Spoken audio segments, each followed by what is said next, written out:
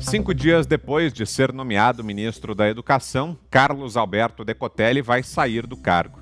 De acordo com interlocutores do governo, Decotelli entregou sua carta de demissão e esteve hoje no Palácio do Planalto. Ele tinha encontro marcado com o presidente da Câmara, Rodrigo Maia, no início da tarde de hoje, mas cancelou a ida ao Congresso minutos antes. Pessoas próximas ao professor revelaram ao jornal Estado de São Paulo que ele reconheceu que a situação era insustentável. Isso porque a formação acadêmica de Decotelli virou alvo de vários questionamentos. Na noite de ontem, a Fundação Getúlio Vargas emitiu uma nota negando que o economista tenha sido professor ou pesquisador da instituição. Anderson Ribeiro Correia, reitor do Instituto Tecnológico da Aeronáutica, o ITA, é apontado como favorito agora para ser o novo ministro da Educação.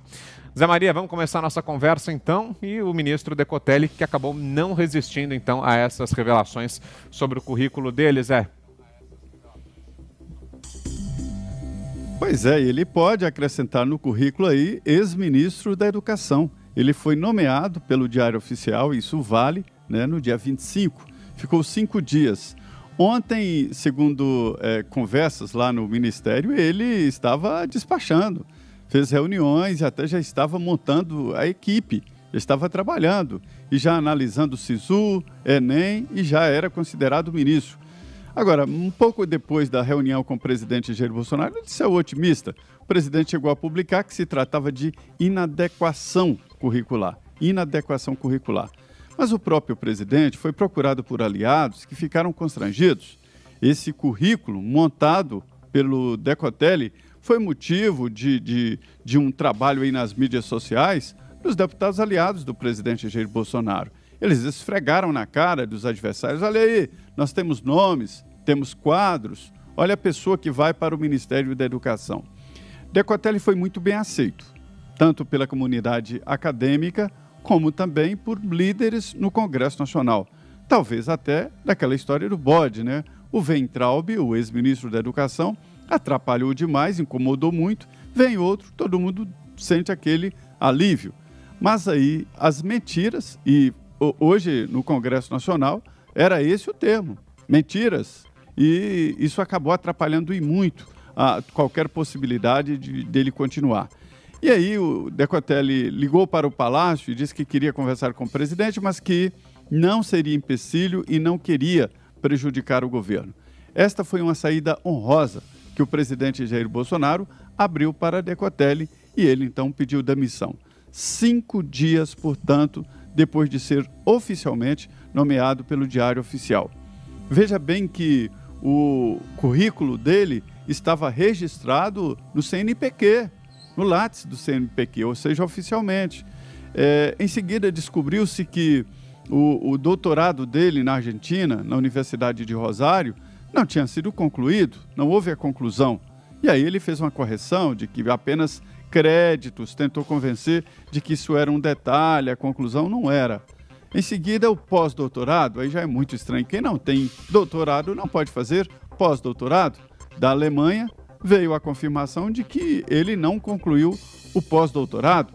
Da mesma forma, não houve a confirmação, aliás, negativa, da empresa que teria bancado o estudo dele.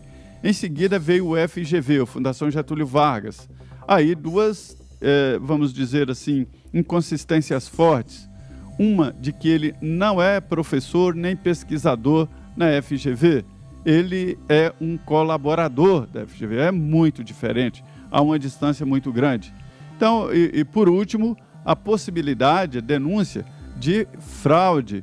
Houve cópia, sem citar a fonte, de um relatório inteiro de um banco.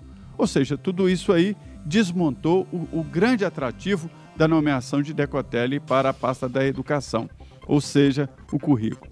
Além disso, o presidente queria muito que ele ficasse, porque se trata de um oficial da Marinha, da Reserva. E há reclamações aqui da Marinha e da Aeronáutica de que o presidente só tem olhos para o Exército e que não liga para a Marinha e a Aeronáutica. Isso aí iria provocar ali no governo um certo conforto para a Marinha e talvez o presidente no futuro olhasse também para a Aeronáutica, né? Tudo isso acabou levando o ministro a ficar insustentável. Olha, Vitor, o que eu queria dizer é o seguinte, essa comunidade acadêmica, ela tem arroubos mesmo de mostrar o narcisismo, eles gostam de demonstrar currículo e diplomas na parede, e isso é conquistado a duras penas, é muito difícil conquistar um doutorado e um pós-doutorado no Brasil. Para funcionário público, não. Em vários setores, o governo banca a viagem, banca a estadia, inclusive no exterior. Mas para uma pessoa que nasce ali na classe média baixa, ou mesmo na classe média, conseguir feitos assim é muito difícil. E também demonstra uma intelectualidade superior. Isso é muito raro no Brasil, alguém que tenha tantos cursos assim. Então, mexendo exatamente com a educação e com a comunidade acadêmica, aí a desmoralização foi muito maior. O governo já está, portanto, como você disse, aí, procurando novos nomes. E você, Fiuza, o que achou dessa passagem relâmpago de Decotelli pelo Ministério da Educação, Fiuza? É uma autoridade que tem como incumbência aí nessa pasta lutar contra um ensino, lutar contra um sistema pedagógico repleto de falsidades, né?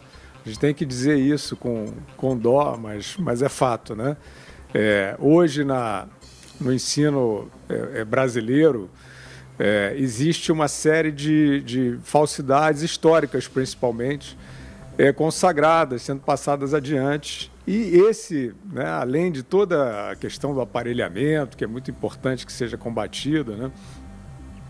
Essa questão, de fato, da pedagogia desvirtuada, né, por ideologia, por falsa ideologia, não vou nem chamar de ideologia, fica difícil, né, uma autoridade assumir já com, né, pelo menos uma suspeita aí de falsificação nos seus próprios documentos pessoais. Então, voltamos à estaca zero. Acho que a questão aí realmente vai ser o perfil, incluindo o temperamento do ministro que vai assumir, né? Nós tivemos aí um período com o Weintraub de muitos conflitos. Eu acho que parte deles era necessária, porque, de fato, é uma área cheia de capitanias hereditárias, né? O sistema público de educação no Brasil e o privado também. Então, é uma guerra grande que tem que ser travada por alguém que esteja na plenitude das suas forças, né? Essa passagem muito rápida, né, pelo Ministério da Educação nos mostra também que o presidente não tem muito esse negócio de ficar insistindo em nomes que ele acha que não vão ajudar, né? Aconteceu no Ministério da Saúde, por exemplo, no meio da pandemia, ele demitiu 2, né, e depois manteve um interino. Eu acho que isso é um dado bom, quer dizer, é ruim o transitório, né, tão rápido, mas é bom que ele assuma para ele, né, o ônus de trocar. Vamos ver se faz uma escolha correta agora, porque é uma pasta que a gente tem um histórico aí recente de Fernando Haddad, eu não preciso nem dizer, né, Fernando Haddad é tricampeão de fraudes no Enem, né, e depois foi lá ser suplente de presidiário na eleição. Mercadante, né, que era o oráculo de economia do PT. Você vê o que o oráculo de economia do PT significa, um partido que destruiu a economia nacional. A gente teve também passagens muito rápidas no MEC, de acadêmicos como o Renato Janine Ribeiro, ficou, se eu não me engano, filósofo, né, ficou, se eu não me engano, uns 6 meses no governo Dilma, e saiu defendendo o PT e o Lula, né? Assim, apesar de ser um acadêmico aí com títulos importantes. Então, acho que é o momento de sair, de fato, desses impasses ideológicos, né? E colocar alguém com um temperamento para encarar essa guerra que vai ser grande. E você, Augusto? Diga aí. Tarso Genro, aliás, só para completar aí a biografia, ele ficou conhecido, eu chamava de príncipe dos poetas onanistas, por causa de um livro que ele publicou que tinha um verso espetacular, que era mais ou menos assim: quanto sêmen derramei à tua espera. Então, assim, é o príncipe dos poetas onanistas. Com esse trunfo é que ele virou ministro, deve ter sido por isso, né? Outro dia escreveu um tweet aí que tinha um erro de português por consoante, por vogal. Mas vamos tratar de outras coisas. Eu só mencionei o Tasso Genro pelo seguinte: o PT, por esse e outros motivos, está proibido de comentar de dizer se o ministro se alguém pode ser ou não ministro da Educação. Porque em matéria de currículo, o Lula, por exemplo, foi presidente da República, ele só tem título de doutor honoris causa, né, concedidos pelas universidades que ele criou, que formam analfabetos, doutores em nada. E a Dilma Rousseff, ela dizia que era doutora em economia pela Unicamp, até que foi pega em flagrante, alguém foi ver aí o látis dela, o currículo real, não tinha nada de doutorado. Imagina, se a Dilma é capaz de apresentar alguma tese e ninguém entende o que ela fala, então esses não podem falar nada.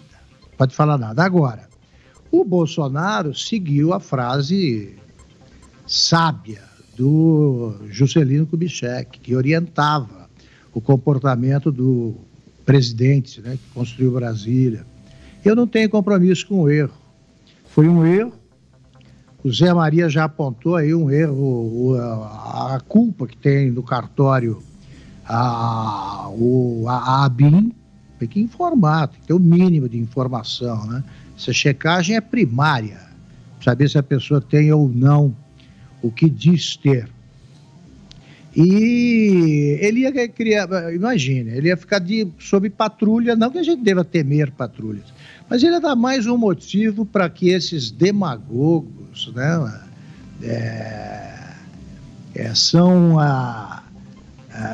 eles não têm compromisso com a verdade, com os erros, eles têm compromisso com os erros que cometeram, né, os devotos do Lula. É um farisaísmo tremendo, porque eles botaram uma mulher que não diz coisa com coisa na presidência, botaram um analfabeto funcional. É uma constatação que eu estou fazendo. E que se orgulhava da ignorância. Esse foi o grande problema do Lula. Ele não dizia, pô, que pena que eu não estudei. Não, ele dizia, mesmo ignorante, cheguei aí à presidência. E passava esse exemplo, né? O presidente é sempre um exemplo. E ele passava esse exemplo de vagabundagem, ociosidade aí para as crianças. Já foi tarde. Agora, esses não podem dizer nada. A gente pode. E realmente não dá para você nomear um cara que já chega contando mentira. Porque do jeito que a coisa andava, daqui a pouco iam provar que ele não fez o curso primário. Então é melhor não assumir.